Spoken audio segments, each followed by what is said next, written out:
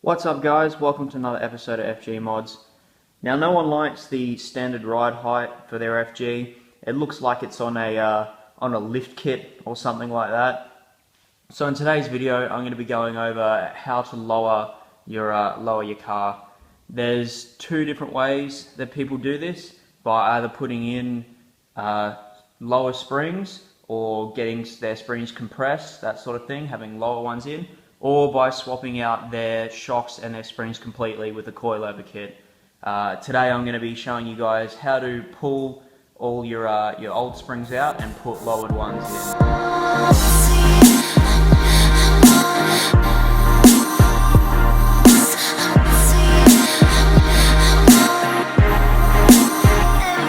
So the first thing you want to do is jack up both sides of your car. This will make things a lot easier later on when you're trying to pull your shocks out and your springs out. So just throw a jack in on each side on the front and we can get started. Once you've jacked up your car, you obviously want to pull your wheel off, and then you're going to come inside the engine bay and you're going to locate these three bolts.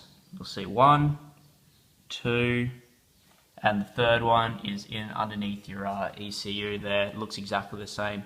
You want to undo these bolts so that you can pull your shock and your springs out of your car. You might find it easier to pull your airbox out before doing this because obviously it's over the top of this bolt, but if you've got the tools to get in there, it's a lot less work not having to pull your airbox out. Once you've got this bolt undone here, it's easier to lift this off out of the way, so that way you can pull it to the side and get to this one a bit easier. Because if it's still down there over this bolt, then it makes it a bit harder to get your spanner in there to undo it. It's a very long, slow process because there isn't much room to work with. Unless of course you've got some of those specialty tools, some of those nice ones that can go in there on an angle and you stand out here and twist them, but unfortunately I don't have anything like that, so I'm just using the regular stuff that I bought from Supercheap.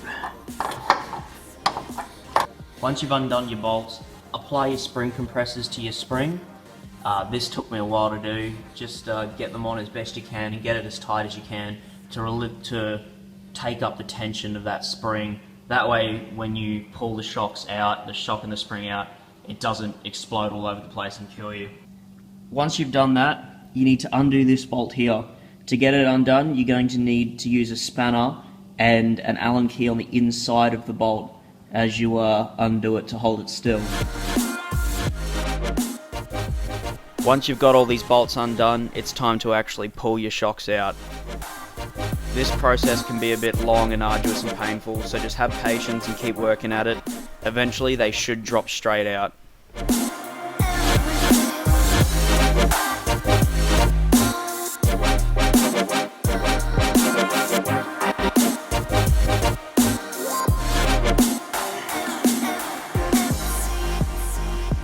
Before trying to remove the top hat, make sure that you've got the spring compressors on nice and tight so the top hat actually feels loose. If you don't, it may actually end up exploding out and hurting someone. Once we've got our new spring in, we're ready to throw it back in the car again. First I'll just take the spring compressors off and then we'll be putting it back in.